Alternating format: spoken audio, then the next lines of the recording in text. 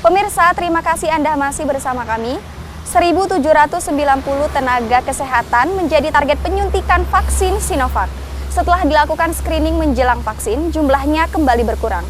Sejumlah kejadian dialami nakes setelah divaksinasi. Dari 2.296 tenaga kesehatan di Kota Lubuk Linggau, sebanyak 1.790 tenaga kesehatan menjadi target penyuntikan vaksin Sinovac. Namun, dari jumlah itu setelah dilakukan screening menjelang vaksin kembali berkurang. Tetapi, jumlah pastinya belum diketahui karena masih didata. Dan proses vaksin masih berlangsung.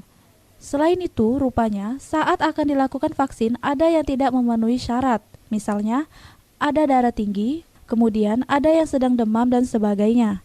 Sementara itu, Kepala Dinas Kesehatan Kota Lubuk Linggau, Cikwi mengatakan, selama proses vaksin tahap awal terhadap tenaga kesehatan, ada 3 tenaga kesehatan yang mengalami gejala, yakni berkunang-kunang, sedikit pusing usai disuntik vaksin. Kemudian, para tenaga kesehatan yang bergejala tersebut diobservasi di Rumah Sakit Rujukan KIPI, kejadian ikutan pasca imunisasi. Hal itu sebenarnya wajar, sebab ketika vaksin merupakan virus COVID-19 yang dimatikan masuk ke tubuh kita, maka antibodi merespon.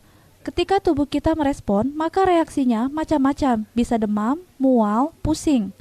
Bahkan ada yang mudah merasa lapar, sama halnya ketika bayi yang mendapatkan imunisasi, bayi juga kadang akan sedikit demam dan sebagainya. Kan 1.790 ya.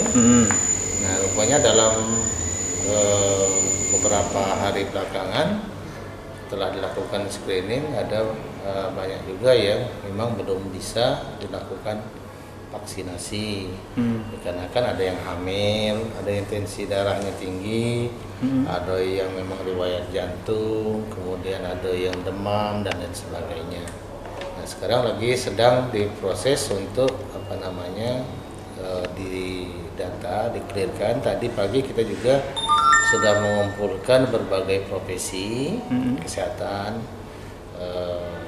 kumpulan profesi, ya, dengan harapan mereka memberikan dorongan kepada seluruh insan kesehatan itu untuk segera mendaftarkan untuk melakukan vaksin di Dinas Kesehatan.